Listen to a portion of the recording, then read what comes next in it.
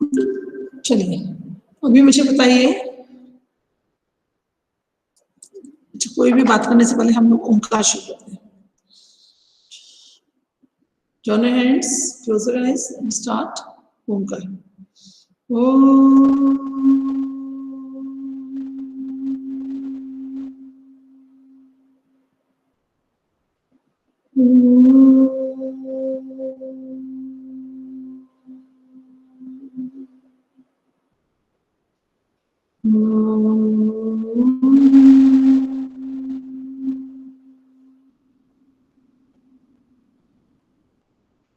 साईराम।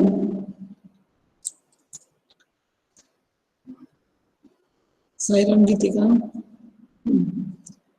हम पाठ शुरू करें उससे पहले हम ये जानना चाहते हैं कि जो आप लोगों को तैयारी दी थी प्रेजेंटेशन की, उसमें थे एक बच्चे का तो मेरे पास आ गया था मैसेज, उसका प्रेजेंटेशन तैयार था और गूगल फॉर्म भी तैयार था।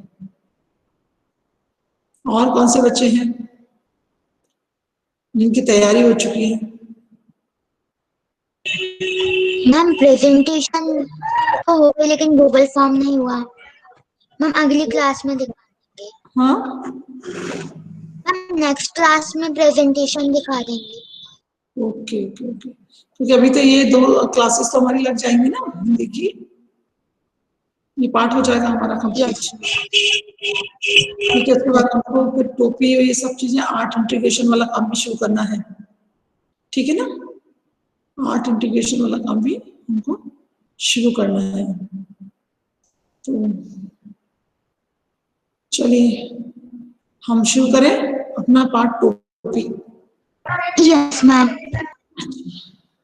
टोपी पाठ, टोपी शब्द सुनते ही आपके मन में क्या विचार उठते हैं? चलिए बोलना शुरू करिए। टोपी शब्द सुनते ही आपके मन में क्या विचार आना शुरू हो जाते हैं? मैम वो एक स्टोरी थी ना जिसमें टोपी लेता है इंसान से, टोपी वाले दुकान होती है उसकी, जिसमें बंदर ले जाता है उसकी टोपी, वो वाली स्टोरी। अच्छा वो स्टोरी आपके दिमाग में आई। एक टोपी विक्रेता था, वो बंदर उसकी टोपी ले जाते हैं, फिर वो कैसे बंदरों से अपना वापस ले आता है, वो स्टोरी आपके दिमाग में आई। ओके, और टोपी शब्द सुनते ही क्या क्या दिमाग में आना शुरू हुआ? मैम मैं बताऊं? हाँ बोलो अखिल। मैम टोपी, मैम जब सुन के ये दिमाग में आता है कि टोपी एक तरह का आभूषण है जो इंसान अपने सर पर लगाते हैं ताकि वो खूबसूरत दिख सके। खूबसूरत दिखने के लिए? मैम धूप से बचने के लिए। मैम मैं ठीक है, धूप से बचने के लिए। और नियति? मैम मेरे तो ये दिमाग में आता है कि जो टोपी कैसे बनी होगी, क्योंकि अभी मैं प्रोजेक्ट बना रहे हैं ना आत्मकथा वाला, इसलिए। ओके, टोपी कैसे बनी? मैम टोपी हम फेस्टिवल्स जैसे बर्थडे पे या क्रिसमस में जब पहनते हैं। हाँ, अलग अलग वैरायटी की टोपीज रहती है, फेस्टिवल्स से रिलेटेड टोपियां रहती हैं। अलग अलग जगहों की अलग अलग तरीके की टोपियां। अलग अलग जगहों की अलग अलग तरह की टोपियां। कुछ ठंड में टोपी पहनते हैं जिससे ठंड से बचा जा सके, कान ठंड ढकने से में। बचने के लिए भी लोग टोपी पहनते हैं। ओके, मैम रंग बिरंगी टोपियां। टोपियां भी बहुत कलरफुल होती हैं। ओके, और क्या मन में आ रहा है टोपी से? मैम नेहरू जी पहनते थे एक अलग टाइप की टोपी। नेहरू जी की एक टोपी अलग थी, मतलब एक टोपी से भी अलग अलग पहचान होती है, अलग अलग तरह की टोपियां होती हैं, उनकी अपनी अपनी एक पहचान होती है ना? एक स्पेशल टोपी रहती है ना, किसकी स्पेशल टोपी, उस तरीके की टोपी पहनता था। मैम बहुत सी टोपियां होती हैं, अलग अलग तरीके की होती है। कुछ होती है कि गर्मियों में धूप से बचने के लिए, कुछ स्पोर्ट्स हाँ, के कुछ लिए। धूप से गर्मियों में धूप से बचने के लिए टोपी होती है। कुछ और कहाँ कहाँ आप टोपी को जोड़ेंगे? स्पोर्ट्स। स्पोर्ट्स से, हाँ खेल से भी हम टोपियों को जोड़ते हैं। ओके, और कहाँ जोड़ेंगे हम टोपियों को? बोलो, क्योंकि अभी हम इस पाठ पर आपको वो कराने वाले हैं, एक्सप्रेशन लर्निंग। हाँ, जैसे ही हमारा उसका प्रेजेंटेशन की दुकान कंप्लीट होगा, ग्रामर का प्रेजेंटेशन, वैसे ही हम इस पर काम शुरू करेंगे। हाँ बोलिए, प्रखर कुछ बोल रहे थे। मैम टोपी की दुकान। शॉप्स होते हैं टोपी के। बात से याद आता है। और मैम टोपी बेचने वाला होता है, खरीदने वाले होते हैं, और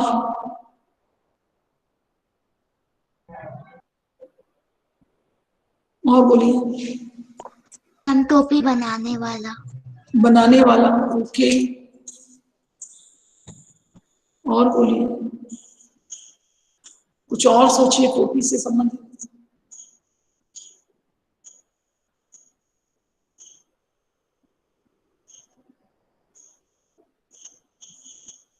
और सोचिए,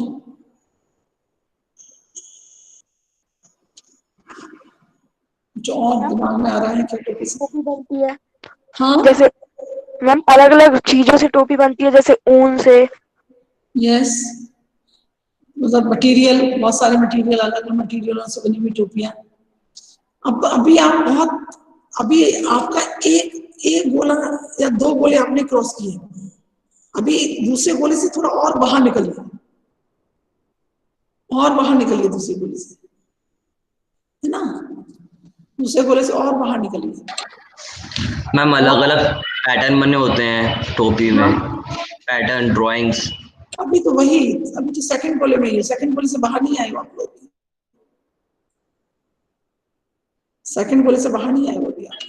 मैम शेप अलग अलग शेप थी। अभी भी उसी सेकंड वाले में है, मतलब अभी आपने सेकंड लाइन को क्रॉस करके थर्ड कॉलम में नहीं आए, मतलब सोचने का भी और चेंज हुआ है।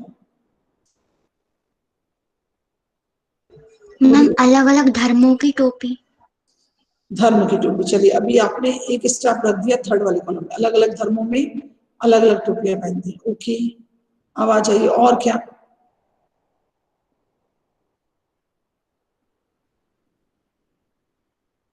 मैम टोपियों के पहनने के अलग अलग तरीके होते हैं, जैसे मैम मुस्लिम्स में वो सीधे पहन लेते हैं और पंजाब में उसको बांधना पड़ता है। हाँ, वो भी इसी को धर्म से ही संबंधित है। अभी और सोचिए। मैम टोपी से एक मुहावरा हो सकता है, जैसे टोपी पहनाना मतलब उल्लू बनाना। हाँ, मुहावरे, टोपी पहनाना, उल्लू बनाना, मूर्ख बनाना। टोपी पहनाते हैं लोग, कहते हैं उन्होंने उसको टोपी पहना दी, मुहावरे के तौर पर भी आता है। और आइए, और सोचिए, चलिए और निकलिए, आइए बाहर। मैम कुछ लोगों का मानना है कि अगर कोई टोपी पहनता है, हाँ, मैम कुछ लोगों का मानना है अगर वो टोपी पहनता है तो उसके सर की सुंदरता ढक जाती है। हाँ, चलिए ठीक है, आपका सोचना भी ठीक है। कुछ लोग सुंदरता के लिए टोपी पहनते हैं, सुंदर दिखे, कुछ लोग सोचते हैं कि उनके बाल नहीं होते वो टोपी पहन लेते हैं। मैम किसी किसी के नाम से भी टोपी फेमस होती है, जैसे कि वो तो हो गया था, नाम से टोपियां फेमस होती है, वो तो हो गया था। मैम डिजाइन, ये भी हो गया। मैम कुछ लोग अपने बाल छुपाने के लिए कर लेते हैं। हाँ, वो भी हो गया।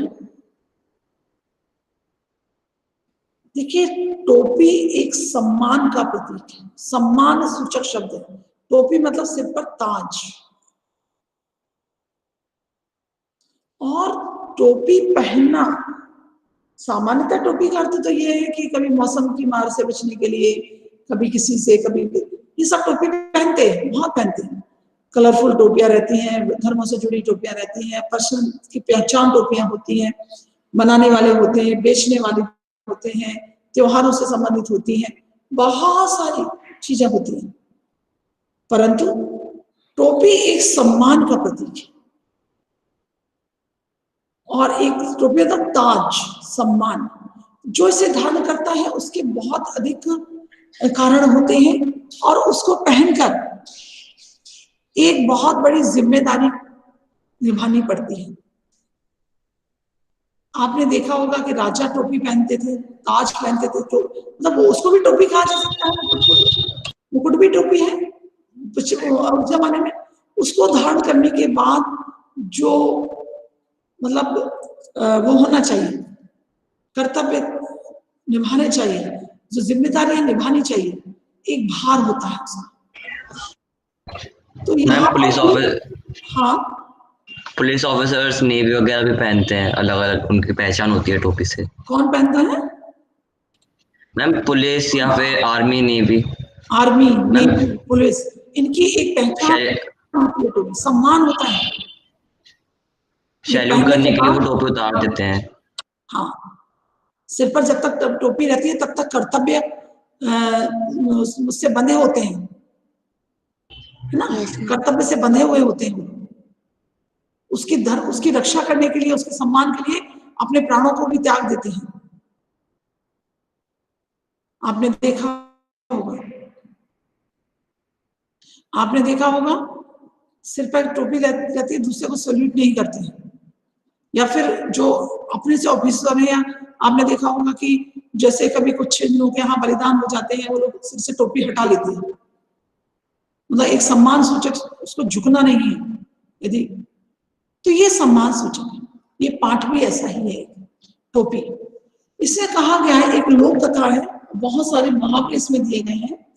इसमें बताया गया है कि टोपी पहनने का अधिकार सिर्फ राजा को है। आज के समय में राजा कौन? नेता। और उस टोपी को पहनने के बाद वो अपने अधिकारों को, अपने कर्तव्यों को भूल जाते हैं और अपनी ही सुख सुविधाओं में लग जाते हैं। अपनी ही सुख सुविधाओं का उन्हें ध्यान रहता है, और उनके साथ में जो भी इनके और पहचान के होते हैं, उनकी सेना वेना, उनकी पूरी प्रजा को वो भूल जाते हैं। देखिए, प्रजा में भी, जनता में भी लोग उसका विरोध कर सकते हैं। तो यहाँ एक चिड़िया के माध्यम से, चिड़िया मतलब एक बहुत छोटा प्राणी है, पक्षी है, और उस पक्षी में इतना साहस है कि वो समाज की जो भी वो है व्यवस्थाएं, उनको परिवर्तन करने की ताकत रखती है। यदि राजा कुछ गलत कर रहा है तो निश्चितता वह उसका विरोध करने के लिए खड़ी हो सकती है। कुछ गलत हो रहा है समाज में, देश में, यदि कोई उसका विरोध करता है तो दूसरे लोग उसे चुप करा देते हैं। क्या करना है, तुम्हें कोई परेशानी नहीं, कोई सांप और बाज वाला केस।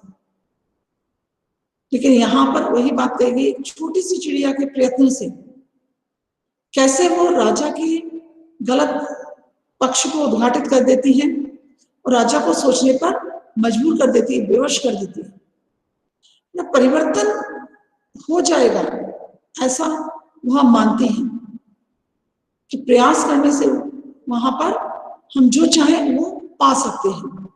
एक वहां पर आएगा, जहां चाह वहां राह, माने हम जो चाहें तो रास्ते अपने आप बनते चले जाते हैं। आज समाज में आप बच्चे हैं, कल आप समाज के एक जिम्मेदार नागरिक होंगे, और जिम्मेदार नागरिक होने के में आपका जो कर्तव्य होगा कि समाज में जो कुछ भी गलत हो रहा है उसके लिए हम प्रयत्नरत रहे, उसका विरोध करने के लिए। ऐसा नहीं है कि हम अभी जिम्मेदार नागरिक हो गए, हमने एक अच्छा जॉब ले लिया, हम आराम से अपना जॉब करेंगे, अपने फैमिली के साथ एंजॉय करेंगे। नहीं, ये छोटी सी चिड़िया उसी बात का प्रतीक है कि यदि आपने देखा होगा बहुत सारे दोहे पढ़ते हैं, एक छोटा सा तिनका यदि आंख में पड़ जाता है तो कितना कष्ट पहुंचाता है। तो जिम्मेदारी, यदि प्रति व्यक्ति अपनी जिम्मेदारी को निभाते हैं तो निश्चित है समाज एक स्वस्थ समाज का निर्माण करते हैं। ये जो समाज आज हम देखते हैं, जिस समाज में बहुत सारी अराजकताएं हैं, विसंगतियां हैं, कुरीतियां हैं, भ्रष्टाचार है, उसको एक स्वस्थ समाज का निर्माण कर सकते हैं। चलिए देखते हैं हम इस स्टोरी को, फिर बाद में हम इस पे वो करेंगे। आप लोग खूब सारे शब्द सोच कर रखिएगा, चारों चीजें, मतलब टोपी शब्द कहाँ कहाँ रिलेट करेगी, तो एक ही दिन में हम सारे शब्द निकालेंगे, ठीक है।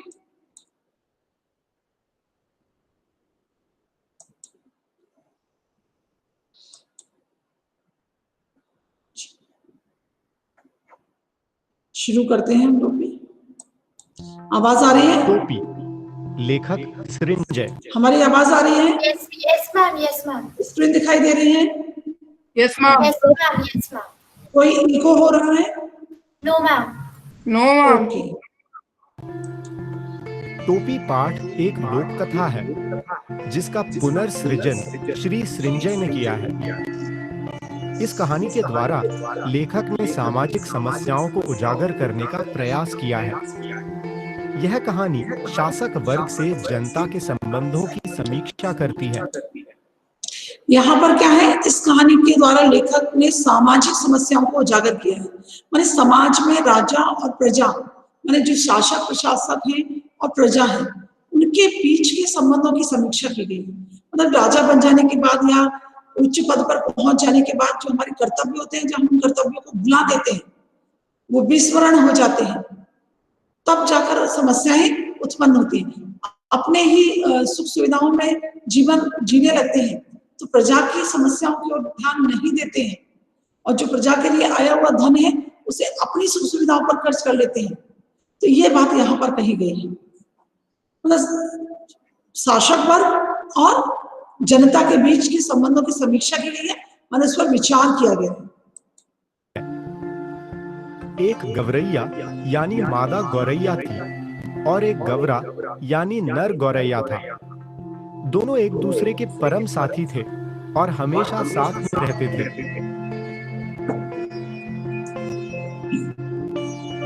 एक बार गौरैया एक आदमी के रंग बिरंगे कपड़े देखकर उससे आकर्षित हो गई। उसे आदमी के रंग बिरंगे कपड़े बहुत पसंद आए, परंतु नर गौरैया इससे सहमत नहीं था। उसका मानना था कि कपड़े पहन लेने के बाद तो मनुष्य और भी ज्यादा खूबसूरत लगता है और उसकी प्राकृतिक खूबसूरती ढक जाती है। मादा गौरैया कहती है कि केवल अपने आप को सुंदर दिखाने के लिए ही मनुष्य कपड़े नहीं पहनता, बल्कि गर्मी, सर्दी, बरसात जैसे मौसमों की मार से खुद को बचाने के लिए भी वह कपड़ों का सहारा लेता है। नर गौरैया मादा गौरैया से कहता है कि मनुष्य अपने शरीर, हाथ पैर ही नहीं ढकता, बल्कि वह तो सिर को भी टोपी से ढक लेता है। वे लोग तो नंगे ही भले हैं, क्योंकि वे प्रकृति द्वारा दी गई सुंदरता को नहीं ढकते। नर गौरैया की बात को काटते हुए मादा गौरैया कहती है कि मनुष्यों के सिर पर टोपी कितनी अच्छी लगती है, उसका भी मन करता है कि वह भी टोपी पहने। नर गौरैया मादा गौरैया को समझाते हुए कहता है कि असली टोपी तो आदमियों का राजा पहनता है, और क्या वह जानती है कि उस एक टोपी के लिए कितने लोगों का दिवाला निकल जाता है। लेकिन मादा गौरैया बहुत ही जिद्दी और धुन की पक्की थी। उसने तय कर लिया कि वह टोपी पहन कर रहेगी, और इसी को उसने अपने जीवन का उद्देश्य बना लिया। अगली सुबह दोनों कूड़े के ढेर को चुगने निकले। चुगते चुगते मादा गौरैया को रुई का एक टुकड़ा मिल गया। उसे देखकर वह बहुत खुश हो गई। मादा गौरैया बड़े उत्साह के साथ रुई का टुकड़ा लिए एक दुनिया के पास चली गई और उसे बड़े प्यार से मनाते हुए बोली कि इस रुई के टुकड़े को पीटकर मुलायम कर दो। दुनिया बेचारा बूढ़ा था। वह ठंड से कांपते हुए मादा गौरैया से बोला कि वह उसे परेशान न करे, वहां से चली जाए। अभी उसे राजा जी के लिए रजाई बनानी है। माता गौरैया दुनिया से बोली कि वह रुई को पीट कर मुलायम कर दे तो आधी रुई वह ले सकता है और आधी मादा गौरैया को दे सकता है। दुनिया को अपनी पूरी जिंदगी में आज तक इतनी अच्छी मजदूरी कभी नहीं मिली थी, इसलिए वह रुई धुनने के लिए तैयार हो गया। उसने अपनी पूरी लगन से रुई को पीट कर मुलायम कर दिया और उसमें से आधा ले लिया और आधा मादा गौरैया को दे दिया। फिर मुलायम रुई को लेकर मादा गौरैया एक कोरी के यहाँ जाकर उससे बोली, भैया इस मुलायम हो चुकी रुई के टुकड़े को काट कर सूत बना दो। कोरी बोला, अभी उसके राजा जी के लंबे कुर्ते के लिए सूत काटना है। लंबा कुर्ता मतलब आजकल खाली समय नहीं है कि वह मुफ्त में किसी के लिए कोई काम करे।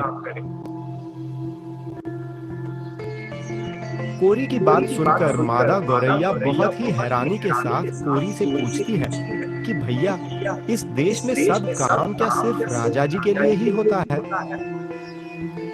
कोरी कहता है कि क्या वह यह नहीं जानती कि देखिए, यहाँ पर अभी दो लोगों के पास वो पहुंची है और दोनों लोग ही राजा जी का काम कर रहे हैं। माने प्रति व्यक्ति अपनी जो भी वह करता है उसमें राजा का काम करता है, राजा के लिए काम करता है। और राजा का काम कैसा होता है? मुफ्त का काम होता है। यहाँ पर इन सब चीजों को छोड़कर हम थोड़ा दूसरी तरीके से सोचे कि जो मजदूर वर्ग है, और मजदूर वर्ग इतनी मेहनत करता है दिन रात है, कपड़े जो धुनिया है रुई धुन रहा है और दूसरों को धुनकर रजाइयां बना रहा है, गद्दे बना रहा है, उसको स्वयं रजाई गद्दे उपलब्ध नहीं है। माने सामाजिक व्यवस्थाएं कैसी है? ये जो सूत काट रहा है, इसके पास पहनने को कपड़े नहीं है। माने जिन व्यवस्थाओं में लोग लगे हैं, जिनमें प्रजा या जनता काम कर रही है, वो जनता के ही लिए उपलब्ध नहीं है। बड़े बड़े घर बनाए जाते हैं, लेकिन उनको रहने के लिए झोपड़ी होती है। मजदूर बड़े बड़े बिल्डिंगों का निर्माण करता है, लेकिन वहां झोपड़ियों में रहता है। तो व्यवस्थाएं कैसी हैं? जो परिश्रम कर रहा है, जो मेहनत कर रहा है, जिन चीजों के लिए वो परिश्रम कर रहा है, वही चीजें उसके जीवन में अभाव है और उसका जीवन अभावग्रस्त है। सुनाई दे रहा है आप लोगों को? Yes ma'am. Yes ma'am. इस देश का क्या माहौल है? यहाँ तो मेहनत कोई और करता है और उसका फल कोई और ही ले जाता है। यहाँ सब काम राजा जी के नाम पर और राजा जी के लिए ही होते हैं। फिर मादा गौरैया कोरी से बोल पड़ी कि उसके रुई के टुकड़े को काट दो और बदले में उसमें से आधा वह ले ले और आधा उसे दे दे। इस बात को सुनकर कोरी भी तैयार हो गया। वह पूरी लगन से उस रुई के टुकड़े को काटने लगा। उसने बहुत ही पतला और रेशेदार सूत काटकर नर गौरैया और मादा गौरैया को दे दिया। उसके बाद वे दोनों एक बुनकर के पास गए और उससे आग्रह करने लगे कि इस कटे हुए सूत से उनके लिए कपड़ा बुन दो। बुनकर ने उनसे कहा कि अभी उसे राजा जी के लिए एक कपड़ा बुनना है। मादा गौरैया ने बुनकर से कहा, अगर वह सूत का कपड़ा बना देगा तो आधा कपड़ा वह रख सकता है और आधा उन्हें दे सकता है। बुनकर ने देखा कि सौदा बुरा नहीं है, वह तैयार हो गया। थोड़ी ही देर में उसने काफी घना और मजबूत कपड़ा। जब देखिए जिनके पास गौरैया जा रही है, उनकी परिश्रम का वो अच्छे से मूल्य चुका रही है, तो क्या हो रहा है? काम भी बढ़िया हो रहा है और लोग राजा का काम छोड़कर उनका काम भी पहले कर रहे हैं। कपड़ा बुन दिया, कपड़ा तैयार हुआ तो उन्होंने आधा आधा बांट लिया। मादा गौरैया वह कपड़ा लेकर एक दर्जी के पास जा पहुंची और दर्जी से प्रार्थना करते हुए उसके लिए कपड़े की टोपी सिलने को कहा। गुस्से में दर्जी ने उससे कहा, उसे राजा जी के बेटे के लिए ढेरों झबले सिलने हैं। मादा गौरैया ने कहा, वह इस बुने कपड़े की 2 टोपियां सिल दे, एक दर्जी खुद रख ले और दूसरी उसे दे दे। दर्जी मान गया और बहुत ही मन से 2 टोपियां सिल दी। और तो और खुश होकर उसने अपनी ओर से एक टोपी पर 5 फुंदने भी जड़ दी। फुंदने वाली टोपी पहनकर तो मादा गौरैया बहुत ही ज्यादा खुश थी, क्योंकि उसने जो काम करने का मन बनाया था वह भी पूरा हुआ और उसकी टोपी पहनने की इच्छा। देखिए, जब उसके मन में चाह आई कि मैं टोपी पहन सकती हूँ, माने एक छोटा व्यक्ति भी चाहे, आप लोगों ने देखा होगा, चंद्रगुप्त के विषय में सुना होगा कि बता सकता है? अच्छा, कोई आप लोग बता सकते हैं चंद्रगुप्त कौन था? मैम चाणक्य ने मैम उन्हें मैम मौर्य डायनेस्टी को स्थापित करने वाले। मैम मौर्य डायनेस्टी को स्थापित करने वाले। चाणक्य थे। वंश को स्थापित करने वाले, ठीक है ना, लेकिन स्टार्टिंग कहाँ थी? कुछ चाणक्य के, गुरु चाणक्य ने उनको बनाया, है ना। गुरु चाणक्य के द्वारा उनको राजा के पद तक पहुंचा दिया।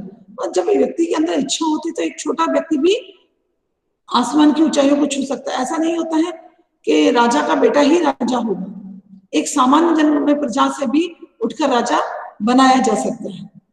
एक पीढ़ी दर पीढ़ी एक मतलब एक परिवार से जुड़े हुए लोग ही शासन चलाएंगे, इस तरीके से भाव जब आता है तो बहुत सारी अव्यवस्थाएं बढ़ जाती हैं। तो इस तरीके से गौरैया भी एक सामान्य जन्म से उठकर उसने टोपी पहनी, और उसके मन के अंदर टोपी पहनने की इच्छा थी, वो जानना चाहती थी कि टोपी पहनकर क्या होता है। तो यहाँ पर वही नर गौरैया को भी आखिरकार कहना ही पड़ा कि वह टोपी पहनकर रानी लग रही है, लेकिन मादा गौरैया ने कहा कि उसे रानी नहीं राजा कहा जाए। अब वह सोचने लगी कि क्यों न इस देश के उस राजा को भी एक बार देख लिया जाए, जिसके लिए इतने सारे लोग बेमन भी काम करते रहते हैं। उड़ते उड़ते वह राजा के महल के शिखर पर जा बैठी। जब मादा गौरैया ने राजा को देखा तो राजा नौकरों से खुली धूप में खुशबूदार तेल की मालिश करवा रहा था। जब मादा गौरैया ने देखा कि राजा के सिर पर कोई टोपी नहीं है, तो मादा गौरैया वहीं शिखर पर से चिल्लाई कि उसके सिर पर टोपी है और राजा के सिर पर टोपी नहीं है। यह सुनकर राजा की नजर मादा गौरैया से टकरा गई। उसके सिर पर फुंदनेदार टोपी देखकर उसकी अकल चकरा गई। राजा ने अपने सिर को दोनों हाथों से ढका और चिल्लाया कि कोई उसकी टोपी जल्दी लाओ। जैसे ही राजा की टोपी लाई गई, राजा ने एकदम से पहन भी ली और मादा गौरैया को दिखाते हुए बोला कि छोटी सी चिड़िया, अब देख किसकी टोपी ज्यादा सुंदर है। राजा की टोपी देखकर मादा गौरैया बोलने लगी, मेरी टोपी में 5 फुंदने, राजा की टोपी में फुंदने नहीं। राजा को बहुत ज्यादा अपमान महसूस हुआ, उसे बहुत गुस्सा आ गया और वह अपने सिपाहियों से बोल पड़ा कि इस छोटी सी चिड़िया की गर्दन मरोड़कर मार डालो, इसकी टोपी छीन लाओ, उसे मैं पैरों से ठोकर मारूंगा। राजा टोपी को पैरों से मसलने ही जा रहा था कि उसकी खूबसूरती देखकर दंग रह गया। वह सोचने लगा, मेरे राज में मेरे सिवा इतनी खूबसूरत टोपी दूसरे के पास कैसे पहुंची। राजा के कहने पर अब उस गुणी टोपी बनाने वाले की खोज होने लगी। दर्जी को राजा के सामने हाजिर किया गया। दर्जी ने राजा को बताया कि जो कपड़ा मादा गौरैया लाई थी वह कपड़ा बहुत ही अच्छा था, एकदम घना और मजबूत। अब बुनकर को राजा के सामने हाजिर किया गया। बुनकर ने राजा को बताया कि जो सूत यह छोटी चिड़िया लाई थी वह सूत बहुत ही अच्छा था, एकदम पतला और रेशेदार, इसलिए कपड़ा अच्छा बुन गया। फिर कोरी को राजा के समक्ष हाजिर किया गया। कोरी ने राजा को बताया कि जो रुई यह छोटी चिड़िया लेकर आई थी वह बहुत ही बेहतरीन और मुलायम थी। बिजली की तरह कड़कती आवाज में राजा बोला, इतनी बेहतरीन रुई किसने धुनी। फिर धुनिया को राजा के सामने हाजिर किया गया। राजा गुस्से में उन चारों से पूछ रहा था कि आखिर आज तक उन चारों ने मिलकर राजा के लिए ऐसा काम क्यों नहीं किया और इस छोटी सी गौरैया के लिए कर दिया। धुनिया बोला, महाराज, ये मादा गौरैया जो भी काम करवाती थी उसमें से आधा हिस्सा काम करने वाले को दे देती थी। जिसके पास बहुत कुछ है वह कुछ भी नहीं देता। इसके पास कुछ भी नहीं था, फिर भी यह आधा दे देती थी, इसलिए इसके काम में अपने आप सज्जा आती गई। सबने इसका काम मन लगाकर किया। तभी मादा गौरैया चिल्लाने लगी कि राजा देख ले, इसके लिए पूरे दाम चुकाए हैं। यह टोपी मुफ्त की नहीं है। लगता है कि यह राजा बहुत ज्यादा गरीब है, तभी तो इसने मेरी टोपी छीन ली। राजा सोचने लगा कि इस छोटी सी चिड़िया को कैसे पता चला कि उसका धन घट गया है। बहुत सख्ती से कर वसूलने के बावजूद भी राजा का खजाना खाली ही रहता था। इतना सुख चैन, इतनी सेना, इतना यात्रा खर्च आदि के बाद खजाना खाली होना स्वाभाविक ही था। मादा गौरैया की बातें सुनकर राजा घबराया हुआ था। कहीं मादा गौरैया ज्यादा न बोल दे, इसलिए वह झट से बोल पड़ा कि इस छोटी सी चिड़िया की टोपी वापस कर दो। सिपाहियों ने राजा का कहना माना और मादा गौरैया की टोपी को वापस शिखर की ओर हवा में उछाल दिया। मादा गौरैया ने फिर से टोपी पहन ली और उड़ उड़कर कहने लगी, यह राजा तो डरपोक है, मुझसे डर गया। तभी तो इसने मेरी टोपी लौटा दी। उसकी बातों को सुनकर राजा अपने मंत्री से कहने लगा कि यह छोटी सी चिड़िया तो मुंह पर ही बोलने वाली है, कौन इसके मुंह लगेगा। ऐसा कहकर राजा जी ने अपनी टोपी कसकर पकड़ ली। यह कहानी हमें शिक्षा देती है कि मनुष्य को दृढ़ निश्चय के साथ अपने कार्यों को करना चाहिए, उसे एक दिन सफलता अवश्य मिलेगी। दूसरा, कि राजा का कार्य होता है कि प्रजा के सुख दुख को समझे और उसके हितों के लिए कार्य करे। गांव की बोली में कई शब्दों का उच्चारण अलग होता है, जैसे गवरैया गौरैया का ग्रामीण उच्चारण है। कई बार बोलचाल की क्षेत्रीय विशेषताओं के कारण शब्दों के उच्चारण में परिवर्तन होता है, जिससे शब्दों की वर्तनी भी बदल जाती है। ऐसे शब्दों को देशज शब्द भी कहा जाता है, जैसे फुंदना फुल गेंदा का बदला हुआ रूप है। मजूरी मजदूरी का बदला हुआ रूप है। क्षमा क्षमा का बदला हुआ रूप है।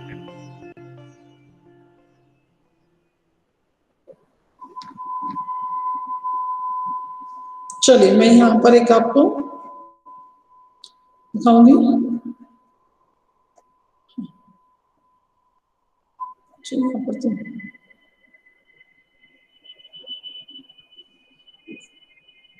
यहाँ पर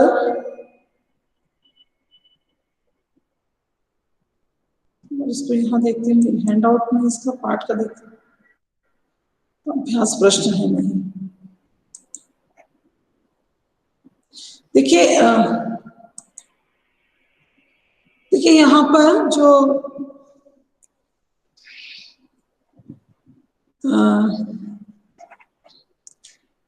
पाठ है, यहाँ पर कुछ कुछ बातें ऐसी आएंगी जिन पर हमें विशेष रूप से ध्यान देना है। मैं आगे निकालती जा रही हूँ, देखती जा रही हूँ, आ जाए।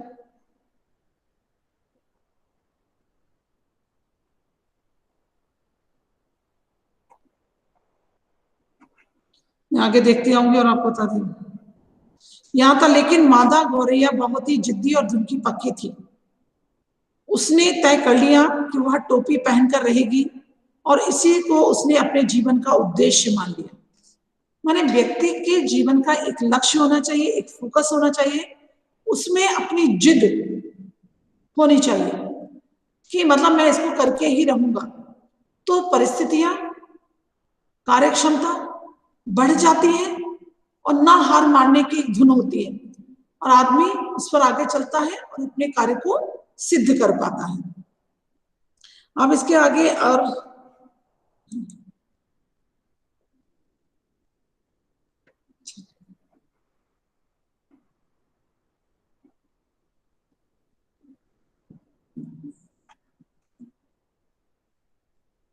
नहीं, इसमें नहीं है, मुझे लग रहा है। मुझे एक मिनट, मैं वापस आती हूँ मीट पर। मुझे वो बुक निकालनी पड़ेगी, उसमें से बहुत सारे करना पड़ेंगे। इसमें मुझे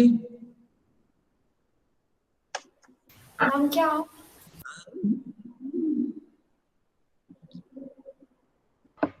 मैम प्रेजेंटेशन नेक्स्ट क्लास में होगा क्या?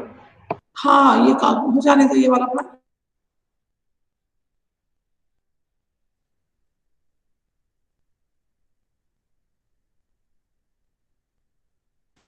सायरा मैम।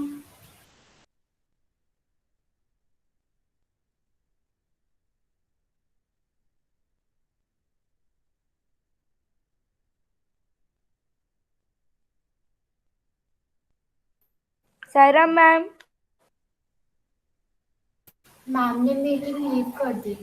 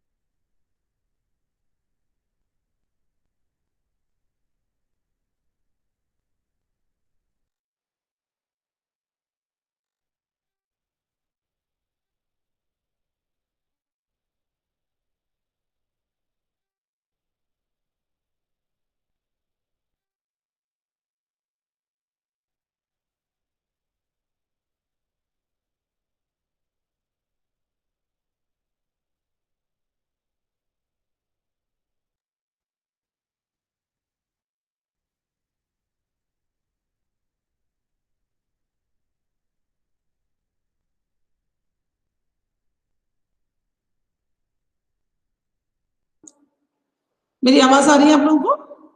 Yes ma'am. हाँ, मैं मीट से हाँ मतलब मीटिंग से बाहर हो गई थी। चलो मैं एक बार फिर से प्रेजेंट करती हूँ उसको। दीक्षा में से उस पार्ट को, हाँ इसको थोड़ा सा बड़ा करती हूँ क्योंकि मुझे इसमें से सब, हाँ यहाँ पर जो बातें कुछ कही गई हैं, यहाँ पर देखिए, यहाँ पर ये बताया गया है, जिसे एक बात बताई गई है, कपड़े में लफड़ा होता है, पहनते ही पहनने वाले की औकात पता चल जाती है, आदमी आदमी की हैसियत में भेद पैदा हो जाता है। वर्तमान समय में आज व्यक्ति की पहचान वस्त्र हो गई है। उसने जिस हिसाब से वस्त्र पहने हुए हैं उस हिसाब से उसके स्टेटस को हम आंकते हैं।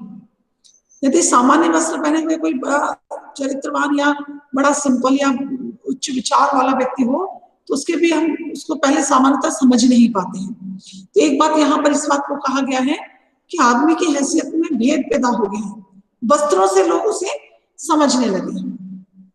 इसके बाद दूसरा यहाँ पर आया है कि एक टोपी के लिए कितनों के टाट उलट जाते हैं। टाट उलट जाते हैं माने टोपी पहनने के चक्कर में व्यक्ति बर्बाद हो जाता है, सम्मान के लिए या टोपी पाने के लिए वो बर्बाद भी हो जाता है। जरा सी चूक हुई नहीं कि टोपी उछलते देर नहीं लगती, माने उसका बदनामी भी हो जाती है, जरा सी गलती में वो असम्मान का पात्र हो जाता है। अपनी टोपी सलामत रहे इसी फिक्र में कितनों को टोपी पहनानी पड़ती है, माने हम हमारा मान सम्मान हमारी पोजीशन सुरक्षित रहे, इसलिए बहुत सारे लोगों को बेवकूफ बनाना पड़ता है। अब यहाँ पर कहा गया है कि ये तो हमने कर ही लिया था, ठान लिया तो ठान लिया, उसको ही जीवन का लक्ष्य मान लिया। कहा गया है जहां चाहा वहां राह। यदि व्यक्ति के अंदर चाह होती है तो रास्ते अपने आप बनते जाते हैं, परिस्थितियां अपने आप उसके अनुकूल होती जाती हैं। अब आगे चलेंगे। हाँ, तो जब गबरे को मतलब जो गौरैया है, गौरैया उसको जब एक टुकड़ा मिल जाता है तो बड़ी प्रसन्न हो जाती है। तो घबरा कहता है इतनी प्रसन्न होने की आवश्यकता नहीं है, क्योंकि एक बार मान लीजिए हमको कुछ चीज मिल गई, उसके लिए कितना और प्रयत्न करना है इस विषय में भी जानकारी होनी चाहिए। जैसे उसने एक किस्सा सुनाया वहां पर कि जैसे एक बावरा था, माने पागल, एक बार वो कहीं जा रहा होगा, उसको रास्ते में चाबुक मिल गया और चाबुक बड़ा उम्दा था। अब उसको क्या लगा, जैसे चाबुक बड़ा मिल गया है वैसे घोड़ा और जीन भी मिल जाएगा। वो ताउम्र एक ही बात कहता रहा, सारा काम धंधा उसने छोड़ दिया और कहता रहा बाकी बचा 3 घोड़ा लगाम जीन। अब ऐसे तो मिलने से रहा कि रास्ते में जैसे चाबुक पड़ा मिल गया, किसी के हाथ से छूट गया होगा घुड़सवार के, तो मिल गया। हम यहाँ ये तो हो नहीं सकता कि अब हमको वो भी मिल जाए, क्या कि घोड़ा भी मिल जाए, लगाम भी मिल जाए, जीन भी मिल जाए। तो उसने यही समझाया कि रुई से लेकर टोपी तक का जो सफर है बहुत कठिन है। माने हम शुरुआत किसी चीज की करते हैं, लेकिन कहते हैं यदि किसी कार्य की सिद्धि में उत्साह हो तो निश्चितता है कार्य और जल्दी आसान हो जाता है। उत्साह की आवश्यकता होती है, उत्साह बहुत जरूरी होता है। अब जैसे देख लिया आगे वो गई तो देखिए यहाँ पर एक जो दुनिया है वो क्या बोलता है,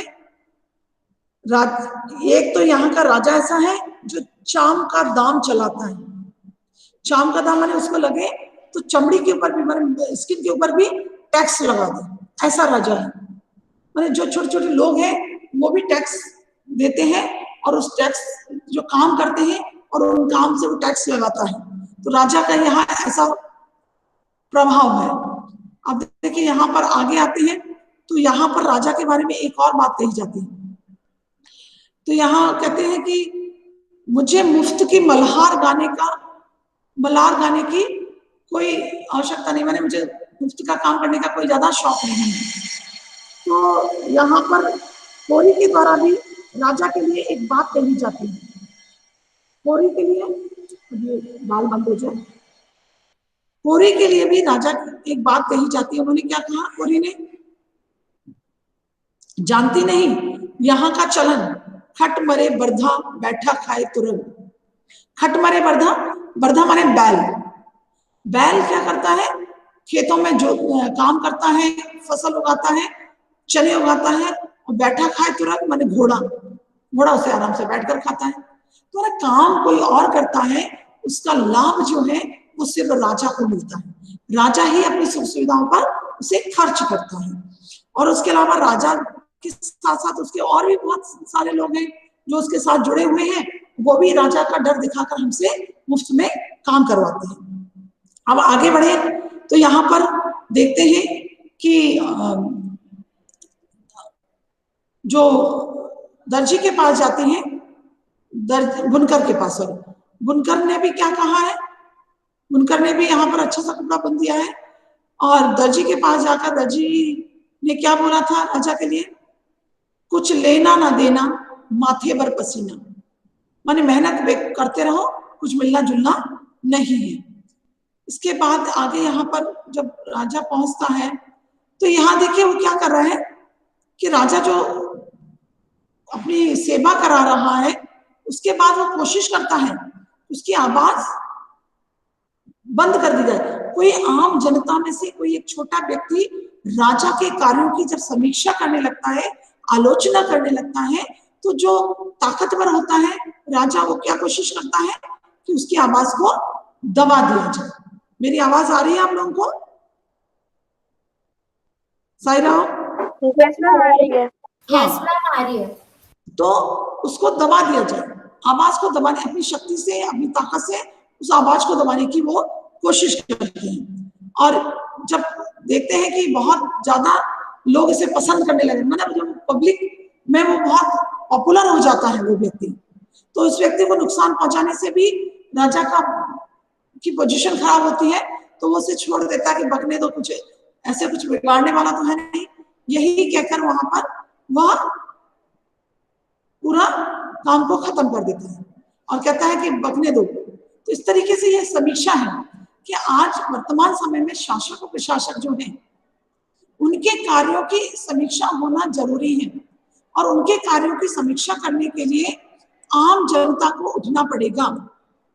देखिए कितने 9 लोग रह गए, कितनी शर्म की बात है, कितने शर्म की बात है, सिर्फ 9 लोग रह गए मुझ में से।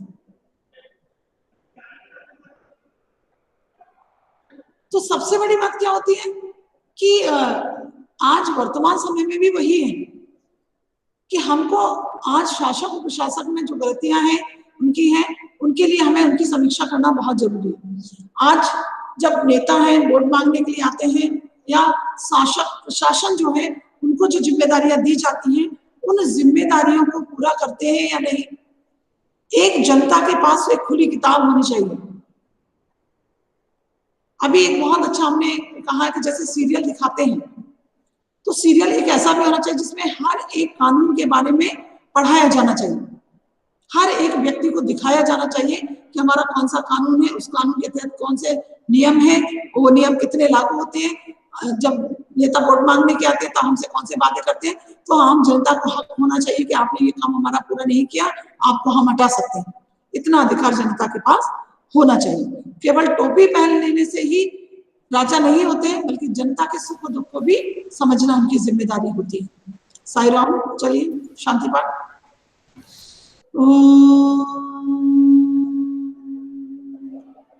शांति शांति शांति। साई राम। अब सोच लीजिएगा कि इतनी जल्दी क्या है साई राम याद करने की। साई राम मैम। साई राम।